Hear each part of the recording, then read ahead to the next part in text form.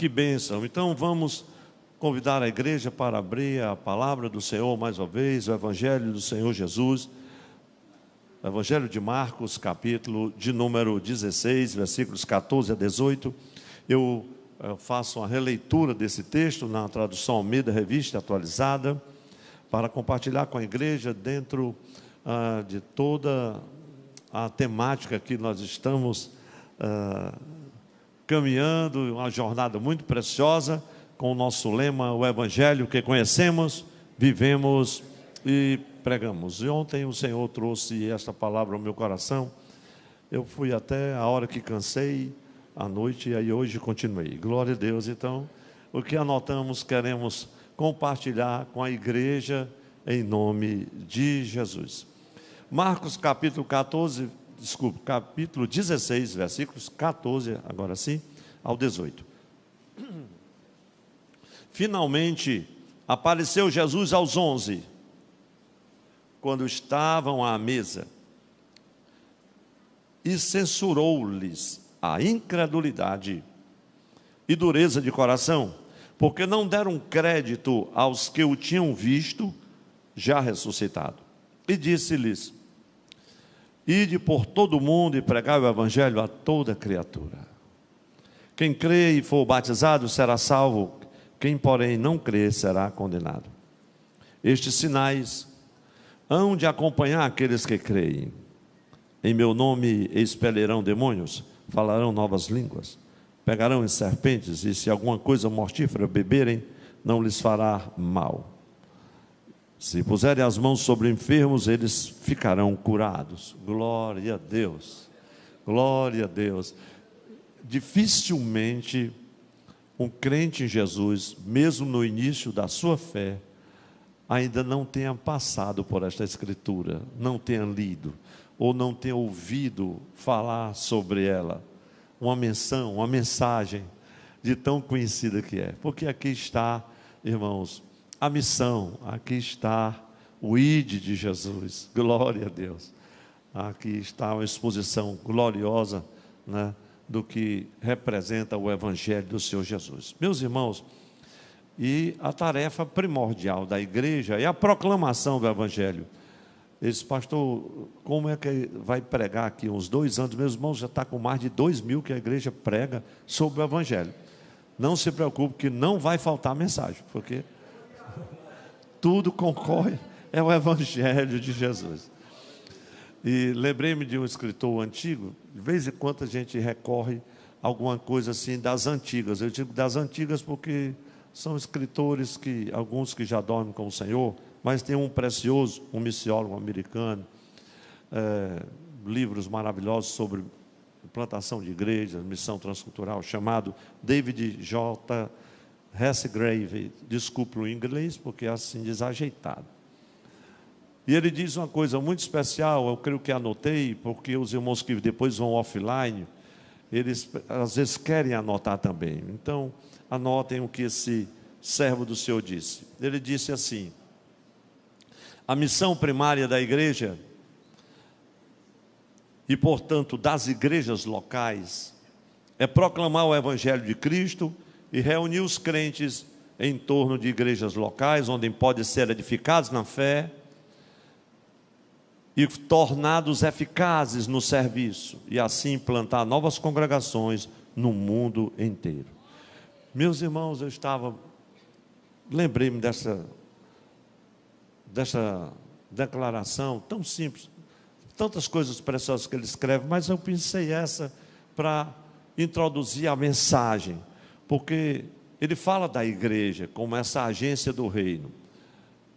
A gente sabe que qualquer outra instituição, seja ela qual for, pode executar obras em todas as áreas, pode executar obras na área social, educacional, em todas as áreas, da assistência social, filantrópica.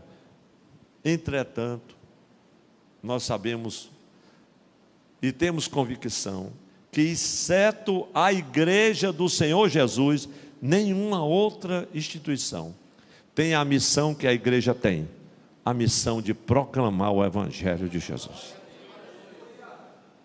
Disso nós temos certeza. E é como afirma o apóstolo Paulo aos Efésios, e se você puder me acompanhe nessa leitura, Efésios capítulo 3, versículo 10 e 11. Para que pela igreja a multiforme sabedoria de Deus se torne conhecida agora dos principados e potestades nos lugares celestiais, segundo o eterno propósito que estabeleceu em Cristo Jesus, nosso Senhor. É interessante que nos versículos anteriores a este, o apóstolo Paulo vai dizer: se a mim o mínimo, o menor, na tradução de todos os santos, me foi dado a conhecer o mistério que estava oculto desde a fundação do mundo, a saber, Jesus Cristo. E aí, quando ele chega no versículo 10, é um capítulo maravilhoso, ele diz: olha, para que pela igreja a multiforme sabedoria de Deus se torne conhecida. Glória a Deus, é pela igreja. E aí lembro-me também de Jesus ali em João 20, 21, quando ele diz: assim como o Pai me enviou, eu também vos envio a vós. Portanto, meus irmãos, a missão intransferível da igreja do Senhor, a principal missão da igreja, é a proclamação do Evangelho. Então, com essa afirmação, é claro que eu não estou negando que o envolvimento da igreja em outras áreas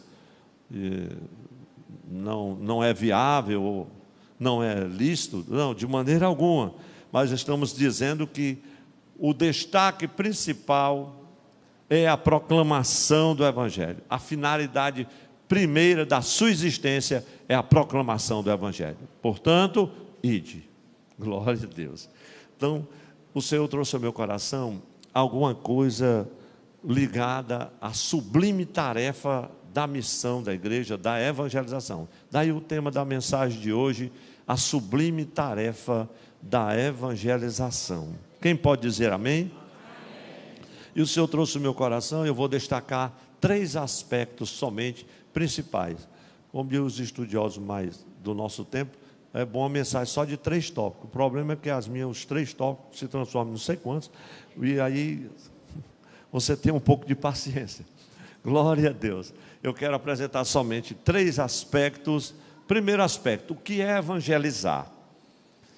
Nós estamos compartilhando isso com a liderança da igreja, mas estamos já chegando na igreja com esses princípios básicos, aparentemente elementares, mas são urgentes para comunicarmos nesse tempo agora, em que os dias são maus, em que o amor de muitos esfria.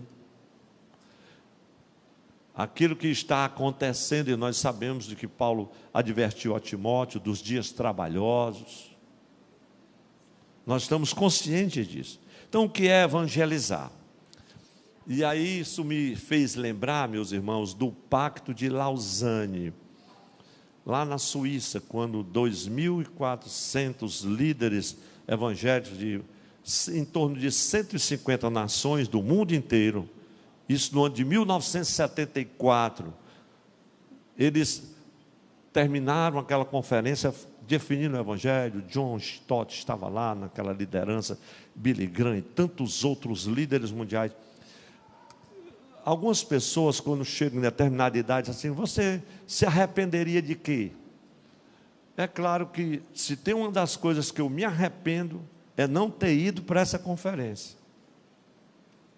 Porque eu poderia ir, tinha recursos para ir na época da indústria, que eu trabalhava no mundo corporativo, como administrador de empresa, tinha aquela idade ali no começo dos 20, e eu poderia ter ido com meu grande irmão e amigo, pastor Benjamin Souza, filho do pastor Estevão Anjo de Souza. Ele disse: então, Zé, você vai, vamos, e eu trabalho aí de outra faculdade, etc. E arranjei uma desculpa e não fui, e até hoje me arrependo, porque a minha assinatura poderia ser uma dessas 150 que estão aí. Mesmo como ouvinte, teria sido muito importante. Então, irmãos, e depois disso veio um pensamento no meu coração que os irmãos conhecem: esteja onde a história está acontecendo. Por isso que eu sempre tive cuidado com isso, de estar onde a história está acontecendo. E algumas pessoas às vezes não se ligam, depois que passa a oportunidade. Então não vou mais nem falar, senão eu vou chorar. Mas eu vou resumir aquele documento lá de Lausanne que foi escrito, que ainda hoje é histórico para a igreja, e eles definiram da seguinte maneira, para que você anote. Então vamos ler juntos. O Evangelho é as boas novas de que Jesus Cristo morreu pelos nossos pecados e ressuscitou segundo as Escrituras, e como Senhor soberano, Ele ofereceu agora perdão dos pecados e o dom do Espírito Santo libertador a todos os que se arrependerem e crerem. E a igreja diz amém? Amém. Glória a Deus. Meus irmãos, a história das missões mundiais não foi a mesma depois de Lausanne. Não foi a mesma. Nunca mais foi a mesma. E é por isso que a pergunta que hoje surge como nosso primeiro ponto: o que é evangelizar? Evangelizar é simplesmente proclamar as boas novas do Evangelho aos perdidos, que estão em terras distantes, por exemplo. Então, o que é evangelização? Parece que não há uma diferença entre evangelizar e o que é evangelização. E, na verdade, não há mais, para efeito didático, é bom a gente fazer, porque a evangelização é a pregação do Evangelho aos perdidos que vivem perto. Todavia, a Bíblia não faz essa diferença. Evangelizar é simplesmente, diga assim, evangelizar é simplesmente a boa notícia.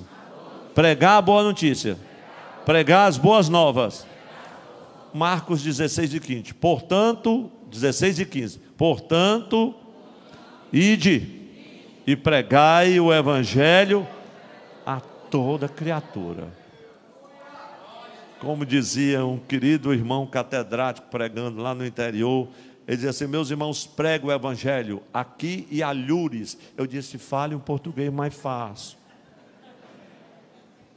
Esse aqui em todo canto, né? Aonde você for. Mas em Atos dos Apóstolos 1 e 8, tem um texto precioso que todos os meus irmãos já conhecem de cor. Está escrito: mas recebereis poder ao descer sobre vós o Espírito Santo, e sereis minhas testemunhas, tanto em Jerusalém, como em toda a Judéia e Samaria, e até os confins da terra.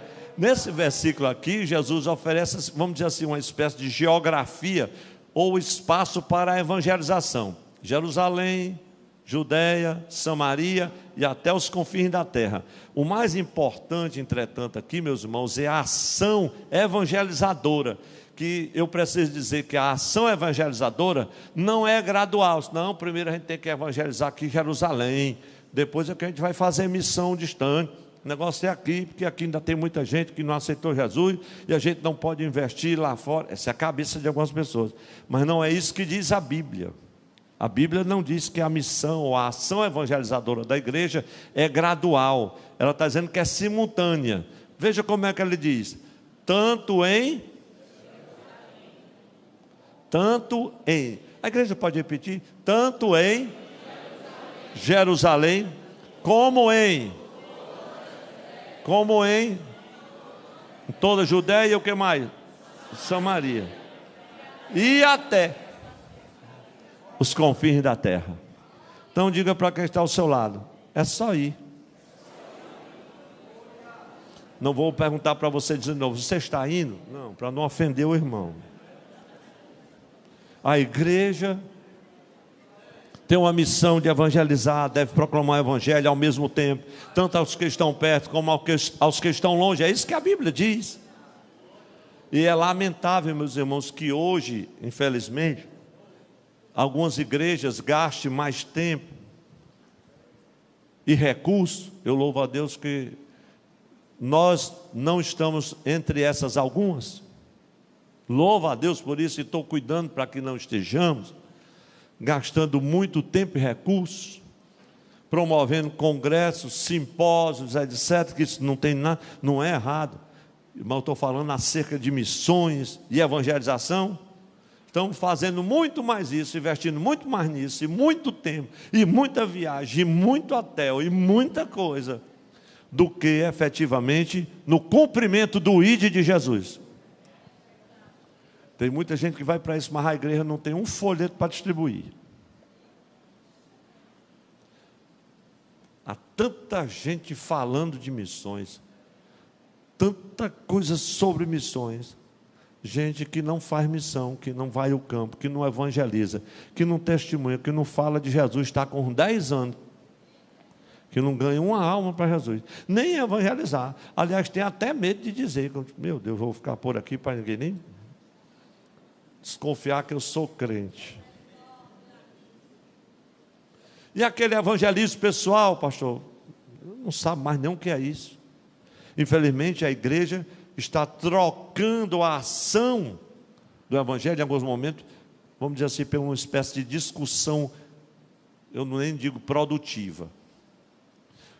Tantos temas maravilhosos, um negócio às vezes tão rebuscado de erudição, temas teológicos, às vezes precisa de uma exposição bem detalhada e profunda, mas aí falta o principal, o pecador arrependido aceitando Jesus como Salvador. Do evangelho puro e simples de Jesus, pregado por um crente ou uma crente cheio do poder do Espírito Santo. Às vezes o irmão fala para o modo, para o vir, arriba e abaixo, não sabe nem falar, não sabe nem escrever o nome e está ganhando uma alma para Jesus. E os eruditos estão dando um show e não estão ganhando ninguém. E às vezes até ele mesmo perde. Primeiro aspecto, o que é evangelizar. Pastor, mas é muito, o senhor não diz quase nada. É verdade, nós temos ainda 2 anos para falar sobre esse tema. Vamos ao segundo aspecto aqui, que eu quero destacar quanto ao tema de hoje, a sublime tarefa da evangelização. Praticando a evangelização. É importante a gente saber o que é evangelização, o que é evangelizar, mas nós estamos praticando a evangelização, e aqui eu me demoro mais. Vamos mais uma vez à leitura de Marcos 16 e 15. E disse-lhes, ide por todo o mundo. Isso aqui, gente, não é um opcional, isso é um imperativo, isso é a ordem de Jesus. Disse-lhe, ide por todo o mundo e pregar o evangelho a toda criatura. Aqui está, eu diria, a palavra-chave do livro do evangelho de Marcos, porque esse ide fala assim, imediatamente. É tanto que depois que Jesus dá essas instruções, nos versículos 19 e 20, e tendo partido, foi imediatamente. Jesus terminou o discurso e a orientação, e o texto sagrado de Marcos termina assim, e tendo partido, pregaram por todas as partes, cooperando com ele o Senhor, confirmando a palavra com sinais e prodígios. Não é assim, meus irmãos? Jesus deu a ordem, estava dando a ordem, já estavam indo. Então o ide aqui é imediatamente, isso aqui revela a ação do evangelho. No evangelho de Marcos, é por isso que no evangelho de Marcos, Jesus é apresentado como o servo trabalhador. Veja Marcos 10 e 45. Pois o próprio Filho do Homem não veio para ser servido, mas para servir e dar a sua vida em resgate por muitos. Glória a Deus. Meus amados, quero compartilhar com a igreja alguns aspectos que a gente precisa considerar aqui quanto à prática da evangelização. Vamos considerar alguns aspectos. Eu anotei 5, são simples, mas são de uma importância crucial para a prática da evangelização. Primeiro aspecto, qual é o empecilho para a evangelização? Eu pergunto no singular, mas a gente poderia perguntar no plural. Quais são os empecilhos? Porque nós vamos ficar somente no texto. O empecilho para a evangelização, Jesus começa a combater já à mesa, com os seus discípulos, já ressurreto. A incredulidade dos discípulos quanto à ressurreição de Jesus paralisou a igreja. Enquanto houver empecilhos que paralise a obra da evangelização, a missão estará comprometida.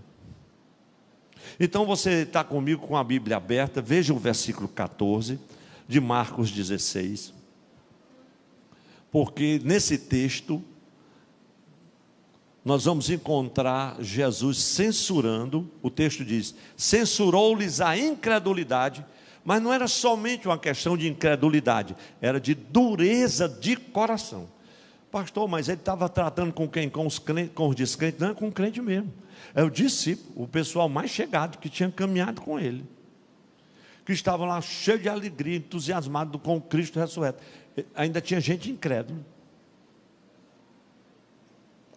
e com o coração endurecido. Veja o versículo 14. Aqui diz que os discípulos estavam à mesa, a igreja estava trancada aqui, entre 4 paredes. Esse aqui é o cenário. Cheio de intranquilidade, tristeza, medo, dúvida, dureza de coração. Esse aqui é o cenário. Eu me pergunto, eu fiz essa pergunta para mim, não quero nem fazer para os irmãos. Senhor, será que esta não é uma caricatura da igreja dos dias de hoje? Uma igreja trancada entre 4 paredes, gente pulando, dando glória a Deus de todo jeito, é vaso de todo jeito, até vaso que vaza, e faz um rebuliço e festa para todo canto, um ativismo tremendo, e as almas morrendo.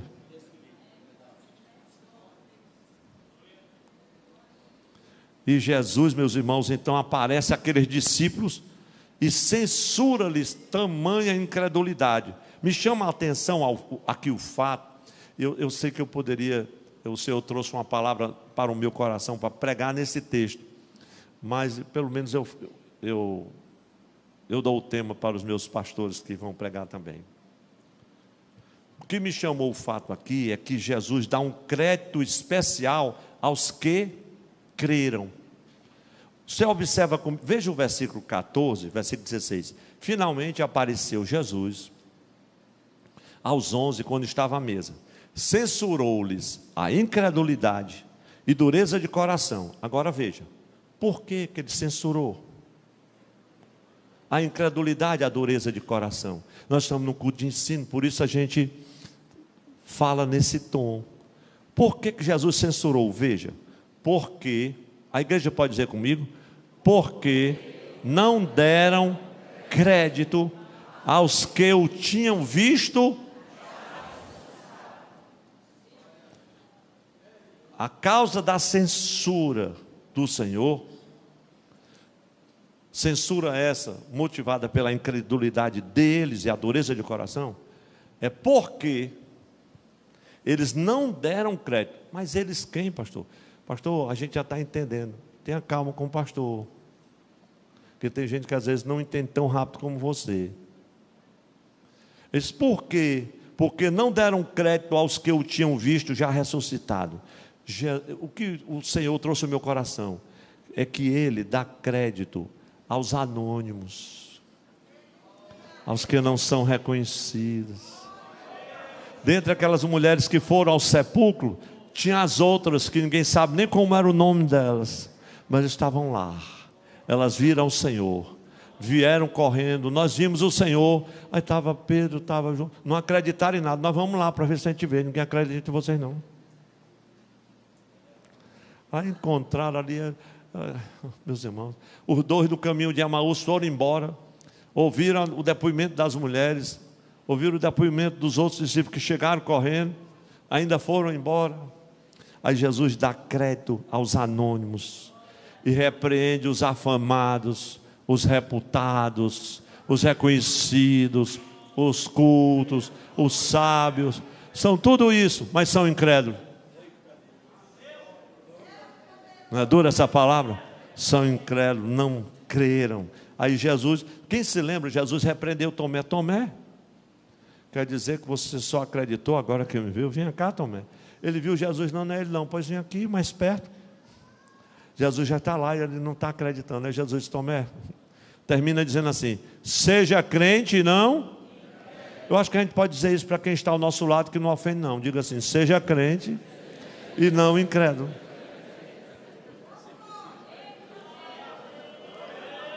Meus irmãos, aqui no culto presencial teve muita glória a Deus. Não sei aí na sua casa como foi. Mas o que eu estou vendo aqui, meus irmãos, é que os discípulos não deram crédito àquilo que as mulheres viram, creram e anunciaram. O que foi que elas anunciaram? A boa nova, irmãos. O Cristo de Deus, o próprio Evangelho. E para a gente vencer a incredulidade, a dureza de coração, só tem um jeito, pelo menos é a única receita que eu conheço, é ter uma experiência com o Cristo ressurreto. Paulo confirma isso lá em Filipenses 3, eu larguei tudo, deixei tudo que para trás fica, reputei todas as coisas como refúgio. Na outra tradução ele é mais claro, como esterco. Ele diz, para o conhecer e o poder da sua ressurreição. Glória a Deus. A igreja levanta a mão comigo e diz assim: a conversão genuína transforma incrédulos e duros de coração em mensageiros ousados do Evangelho de Jesus. Glória a Deus. Então esse é um ponto que eu quero fazer menção. Qual é o empecilho para a evangelização? Nós estamos só aqui no texto de Marcos: dureza de coração, incredulidade. A experiência com o Senhor, que está tão limitada, que faz a pessoa estar ali enclausurada, com medo, intranquilo, inseguro quanto a um futuro, que estava todo cercado com a promessa do Senhor, do Cristo que já havia dado. Oh, glória a Deus. O segundo aspecto que devemos considerar quanto à prática da evangelização: quem são os agentes da evangelização? Uma coisa é certa, somente a igreja pode evangelizar. Pastor, e o que é a igreja? Irmãos, são perguntas tão simples, parece a classe das crianças. Pois é, que às vezes a gente sabe o que é, mas não sabe dizer. Não tem essas coisas assim? Mas o que é a igreja? Somente a igreja pode evangelizar. A igreja do Senhor, entende-se por igreja todos aqueles que foram chamados, transformados por Jesus, nasceram da água, nasceram do Espírito, receberam o dom do Espírito Santo quando creram em Jesus. Glória a Jesus. Quem sabe agora dizer o resto do que é ser igreja, meus irmãos? Oh, glória a Deus. Então vamos clarear mais. Veja aqui o texto do verso 15, que é a ordem de Jesus foi dada exclusivamente para quem, meus irmãos? Para aqueles que haviam crido nele. Marcos 16 e 15, já lemos desse versículo a terceira vez. Disse-lhe Jesus: ide. Estava dizendo para o discípulo. Agora acompanha o texto de 1 Pedro 2 e 9, como é especial. Olha o que o apóstolo escreve: vós, porém, isso aqui é a igreja, sois a geração eleita, sacerdócio real, a igreja pode acompanhar, nação santa, povo de propriedade exclusiva de Deus, a fim de quê? De proclamardes as virtudes daquele que vos chamou das trevas para a sua maravilhosa luz. Glória a Deus. Então, um Deus que objetiva salvar, Ele escolhe também os meios para atingir o seu objetivo, o objetivo da proclamação. A igreja, meus irmãos, é o meio que Deus sempre usou e usará para promover a fé dos seus escolhidos. Glória a Deus. E o ide que Ele nos ordenou. Vamos a um terceiro aspecto. Qual é a meta da evangelização? Parece tão simples, né? A meta, diga assim comigo, a meta é todo mundo. A meta é todo mundo, irmão, toda criatura. E disse-lhe: ide por todo mundo. Veja o texto de Mateus 28 e 19. Fazei discípulos de todas as nações. Lucas 24 e 47. E que em seu nome se pregasse o arrependimento para a remissão de pecados a todas as nações, começando por Jerusalém. Então, em nossos dias, meus irmãos, todos nós sabemos isso aqui nos nossos cultos, muitas vezes de missões, como chamamos. Mais de 4 bilhões de pessoas no nosso planeta ainda vão ouvir o Evangelho pela primeira vez. como dizia a missionária domingo, as línguas ágrafas, né? Que não tem escrita. Mas Deus está abrindo uma porta para a tradução oral da Bíblia. Não precisa nem escrever, as pessoas já vão ouvir direto traduzido. Deus está fazendo coisas grandes. Há um quarto aspecto além dessa meta. Quarto aspecto: qual a razão de ser da evangelização? Qual a razão de ser da evangelização? Diga assim comigo: a salvação do pecador, morto em ofensas e pecados, meus irmãos, sob condenação. Essa é a razão da evangelização. Então o ser humano tem várias necessidades, mas a necessidade prioritária dele qual é, meus irmãos? A salvação. A gente muitas vezes vai nas obras sociais da igreja, vai nos mesmos lugares, nas mesmas comunidades. Você leva o pão, você leva as vestes, você leva socorro, você leva ação social, você leva médico, leva psicólogo, leva dentista, você leva inclusive aquela assistência social que vai tratar com a identidade da pessoa, e é um registro de nascimento, certidão de casamento, outros documentos tão necessários. A igreja participa, traz ali um pouco de alívio, de cidadania para essas pessoas, mas a gente entende que isso não é evangelizar, isso é ação social. Quem está entendendo, diga amém. Amém. A igreja sabe que a necessidade prioritária daquele homem e daquela mulher é a salvação em Cristo Jesus nosso Senhor. E a igreja, ela evangeliza a obediência à ordem de Cristo, ao pecador, ao homem e à mulher que está perdido em ofensas e pecados. Eu gosto muito de 2 de Paulo a Coríntios, capítulo 5, versículo 20. Os irmãos querem acompanhar comigo? Em nome de Cristo, pois, olha o que Paulo está dizendo: em nome de Cristo, pois, rogamos que vos reconcilieis com Deus. E o evangelho pregado, meus irmãos, produz fé. Vamos dizer todos juntos que o evangelho, meus irmãos, é maravilhoso. O evangelho pregado produz fé pela ação do Espírito Santo. É o Espírito Santo que convence. É preciso ler alguns textos que o Espírito Santo foi me lembrando, e é importante que a gente leia esses textos. Eu quero que a igreja me acompanhe em Romanos capítulo 10, versículo 9, o versículo 10 e também o de número 17, 9, 10 e 17. O texto que aqueles irmãos que evangelizam, do evangelismo pessoal, tem tudo de cor, está tudo no coração, escrito há muito tempo. Se com a tua boca confessares Jesus como Senhor, e em teu coração creres que Deus o ressuscitou dos mortos, será salvo. Versículo 10: porque com o coração se crê para a justiça, com a boca se confessa a respeito da salvação. Veja o 17: e assim a fé vem pela pregação, e a pregação pela palavra de Cristo. Glória a Deus. Me acompanhe em Efésios 1 e 3. Efésios 1 e 3. Olha o que diz o texto: em quem também vós. Esse versículo é muito especial. Podemos ler todos juntos, porque está muito lindo.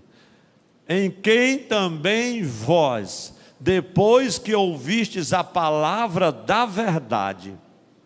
Efésios 1 e 13. Eu acho que não disse certo, né?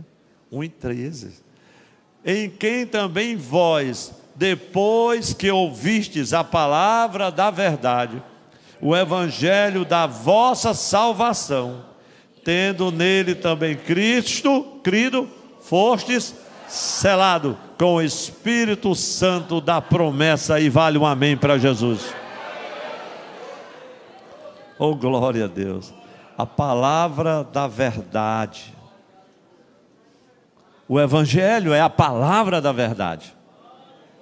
Imagine que tema maravilhoso para outra pregação. Mas há um quinto aspecto aqui ainda que devemos considerar quanto à prática da evangelização. Quais os recursos que acompanham a evangelização? Quais os recursos? A Bíblia deixa claro que o grande recurso é a presença de Deus. Você pode repetir comigo? O grande recurso é a presença de Deus. Mateus 28:20, todos sabem de qual, como é que diz o texto? E eis que eu estou convosco todos os dias, até a consumação do século. Essa presença aqui de Jesus, meus irmãos, ela é sinalizadora pela vitória sobre o diabo, sobre as potestades. É tanto que no texto diz assim: olha, vocês vão, pregue, ide, e em meu nome vocês expulsarão. A presença do Senhor, em nome dele, essa presença é sinalizadora de vitória sobre espíritos imundos. É sinalizadora de vitória. Mas também, irmãos, ela fala desses sinais pela capacidade de uma comunicação eficaz. Eles falarão novas línguas. Isso aponta para essa capacitação. E ainda essa presença também sinaliza para a proteção, o bem-estar daquele que prega, daquele que fala. Olha, vocês não tenham medo de ser envenenado, não. Eles não tem aquele que mata o corpo. Se beber alguma coisa mortífera, não vai fazer mal algum. E tem mais sinal: impõe as mãos sobre os enfermos, eles vão ser curados.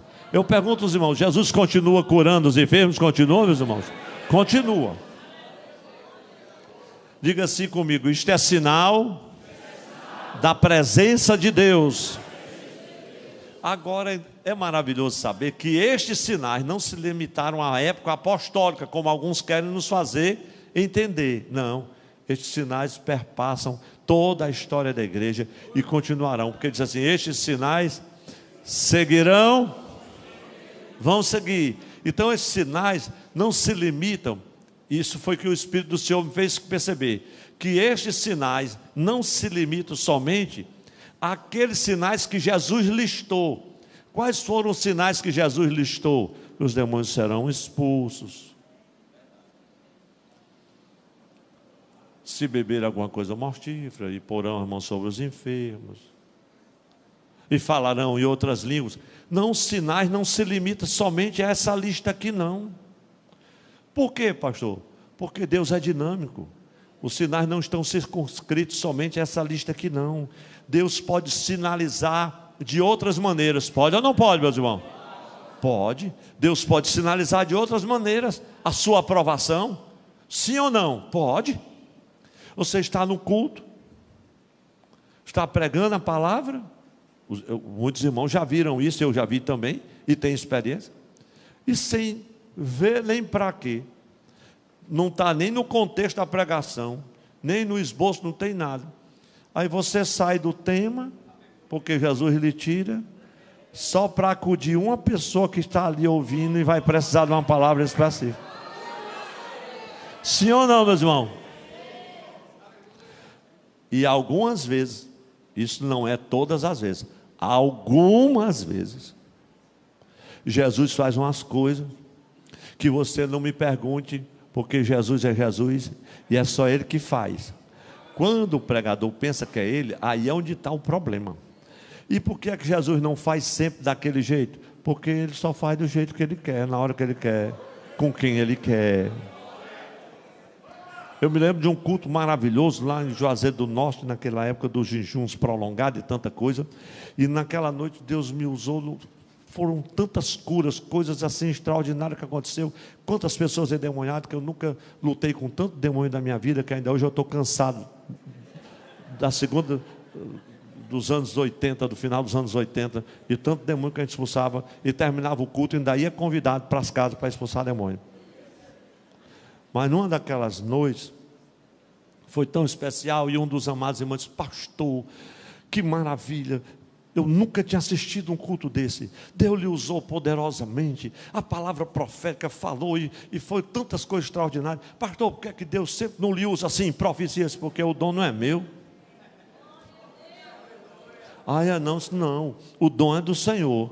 Se fosse meu, eu profetizava direto o dia todo, irmão. Todo irmão que eu encontrava disse: irmão, assim diz o Senhor. Era uma bênção. Mas o dom não é meu, é só quando Ele concede a palavra da profecia, não é verdade? Então não está circunscrito somente o que Ele sinalizou.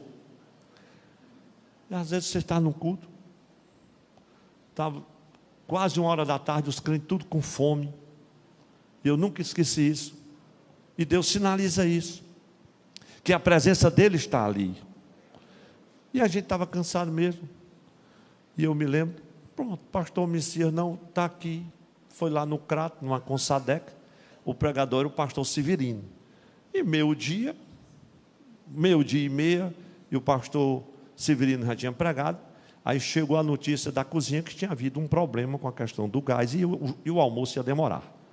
E o pastor me disse: pastor Tom Zé, fique aí com os irmãos, eu vou com o pastor Severino, porque ele precisa se alimentar agora, a gente era mais novo, não é, pastor?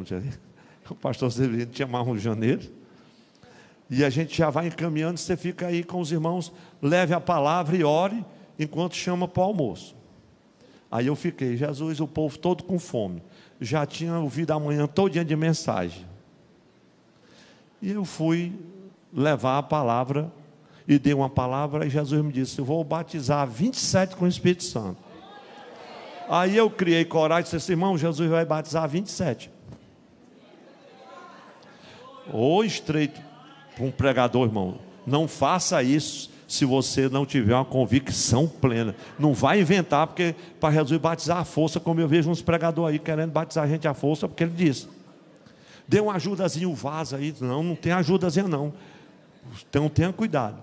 Mas irmãos, Jesus batizou os que ele disse que ia batizar. Quando eu fui para o almoço, os irmãos já estavam voltando para a reunião da tarde. Emendou a reunião, meus irmãos. Sabe por quê? Porque a presença de Jesus estava ali. Muitas coisas são sinalizadoras da presença dele, sim ou não, meus irmãos? Agora, às vezes, a gente vê que não é assim que funciona com algumas pessoas. Então, esses sinais, eles não têm a finalidade de promover a fé, mas de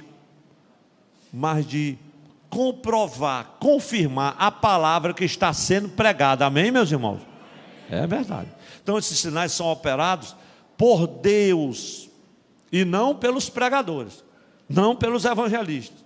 E o grande problema é esse, porque Deus começa a usar A, B e C, e ele fica empolgado: irmão, Deus está me usando, glória a Deus, e vem os convites, e a agenda lota, e aí ele pensa que a glória é dele, que o poder é dele, que a unção é dela, e aí o Senhor não deixa ninguém tocar na glória dele. E tem dia que esses pregadores estão no imprensado maior do mundo, porque se Jesus não fizer, homem nenhum vai fazer. Nós dependemos dele. Quem diz amém, meus irmãos? Esse é um dos problemas, meus irmãos, sérios quanto aos recursos que nós utilizamos na evangelização. Sabe? Muitos crentes, pastores, vamos dizer assim, crentes, pastores, evangelistas, pregadores pensam, alguns só pensam, mas outros têm certeza que é eles que produzem os milagres. Então, meus irmãos, eu vou orar. Aí muda até o tom de voz. Eu vou orar. E hoje é o dia da tua vitória. Meu irmão, tenha misericórdia do irmão que já chegou derrotado na congregação e precisa da graça e do poder de Deus. Não vai inventar as coisas. Repita, esses sinais são operados pelo poder de Deus. Diga assim comigo: por isso que é a presença dele que é importante. O principal recurso que acompanha é a presença dele. Eu estou com você. Se ele estiver com você, pode ficar tranquilo. Talvez não aconteça nada, você não viu nenhuma folha se mover, mas o milagre aconteceu e você vai saber da notícia. Não, pastor Xagué? É verdade. Tem culto que eu disse: meu Deus, tenha misericórdia de mim. Eu hoje não preguei, foi nada, Jesus. Que foi que aconteceu? Tenha misericórdia de mim, Senhor. Eu estou encabulado. Você não sabe. Jesus disse assim: eu vou fazer do meu jeito hoje, que é para ele não pensar que ele tem alguma coisa. Só... Aí quando você menos espera, a notícia está chegando. Irmão, Deus só operou algo extraordinário naquela reunião. E é assim que acontece, meus irmãos. Glória a Deus. Então esses sinais que nos cercam, os sinais que Cristo listou e tantos outros, tantos testemunhos maravilhosos que a gente tem visto. Meus irmãos, há um sinal glorioso de Deus no meio desta congregação, já faz algum tempo, glória a Deus. Mas é um frescor da graça de Deus, de alegria, de entusiasmo, de estar aqui, do prazer que está aqui. Se você olhar para quem está ao seu lado, diz: meu irmão, é bom estar aqui na casa do Senhor. Mas isso é sinal da presença do Senhor. Não é homem que faz, não é ministério que faz, não é denominação que faz, é Deus que faz, glória a Deus. É algo que alivia o nosso coração, que consola os nossos corações, que nos entusiasma para pregar, para estudar a palavra, para viver o Evangelho realmente. Mas o terceiro e último aspecto, enquanto os nossos músicos vão chegando aqui no altar, que eu destaco quanto à sublime tarefa da evangelização, é a igreja local e a evangelização. Esse é um tema glorioso, que poderia ser uma mensagem. Cada um desses tópicos é uma mensagem. Então a igreja local e a evangelização. Toda a igreja local. Que é a igreja local? Essa igreja aqui. Por isso que a gente chama aqui no nosso projeto de ação pastoral, nós somos uma igreja multilocal, ou seja, estamos aqui na sede, estamos lá no Grande Bom Jardim, estamos lá na Praia do Futuro, estamos nos 4 quadrantes dessa cidade. É só uma igreja multilocal, multifocal, glória a Deus. Então toda a igreja, ela deve priorizar o ministério da evangelização, e nós temos feito isso. Quem diz amém, meus irmãos? Amém. Como dizia um certo pregador que eu ouvi, disse assim: pastor, a igreja que não evangeliza se fossiliza. Quer dizer, vira um fóssil. E eu concordei com ele. Cada igreja tem o seu plano de evangelização, e nós continuamos pregando, continuamos nas ruas, continuamos nas cruzadas, continuamos nos cultos campais, continuamos de casa em casa, continuamos nos condomínios, continuamos no evangelismo pessoal, sim ou não, meus irmãos? Continuamos nos nossos templos, pregando a palavra do Senhor. Porém, meus irmãos, este plano de evangelização, ele tem que considerar 3 aspectos que são fundamentais. Primeiro, diga assim comigo: a visão. Pastor, tem isso na Bíblia? Tem. João 4,35. Erguei os olhos e vede os campos, pois já branqueiam para a ceifa. A referência não é essa, mas depois você encontra. Além da visão, diga assim comigo, outro aspecto a considerar no plano da evangelização. Diga assim: o obreiro. Mateus 9,38. Rogai, pois, ao Senhor da seara, para que faça o quê? Mande trabalhadores para a sua seara. Glória a Deus. Glória a Deus. Pastor Pedrinho, nosso querido pastor Pedrinho, de saudosa memória, às vezes nas reuniões de convenção, ele dizia para alguns pastores, esperando os campos pastorais, ele dizia: olha, nós estamos com um problema aqui, que a Bíblia diz que a seara é grande e os obreiros são poucos, mas no nosso caso aqui é o contrário, os obreiros são muitos e a seara é pouca. Então você tenha paciência que vai chegar a sua vez, né, irmã Leilândia? E eu nunca me esqueci dessa frase do pastor Pedro. Mas além de visão, além do obreiro, nós temos também a questão dos recursos. Mas o recurso principal qual é? A presença. Atos 1:8. Mas recebereis poder ao descer sobre vós o Espírito Santo. Glória a Deus. Então, irmãos, nós não podemos chamar a tarefa, glória a Deus, da evangelização de algo de só menos importância. Nós precisamos entender mais sobre o que é isso. E qual é essa tarefa, a evangelização na igreja local, na nossa igreja? A gente chama isso de plantação de igreja, missão evangelizadora da igreja. Vamos abrir mais uma congregação, não é assim, irmãos? Antigamente, vamos abrir um ponto de pregação. Isso é missão evangelizadora da igreja. Aquele movimento de crescimento da igreja, ou em qualquer que seja a nomenclatura, né, meus irmãos? Não importa, a tarefa será sempre a mesma. Qual é a tarefa, meus irmãos?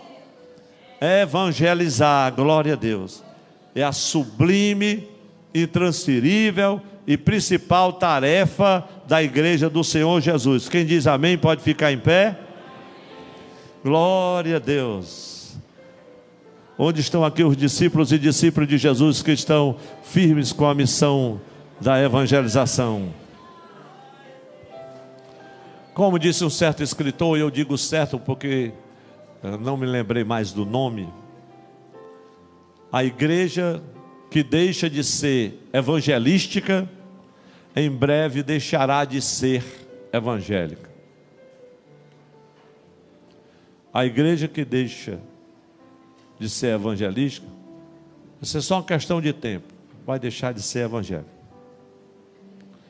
Portanto, meus amados irmãos, chegou o momento de ganharmos almas para Cristo. Quem pode dizer amém por isso?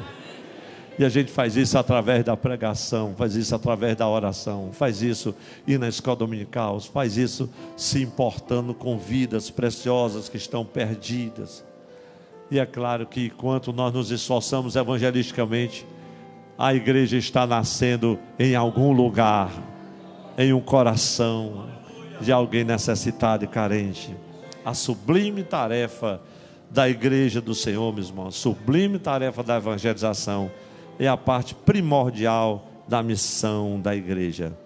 Diga assim comigo: o evangelho, vamos dizer bem forte e bonito, o evangelho é para ser aceito, desfrutado, compartilhado e pregado.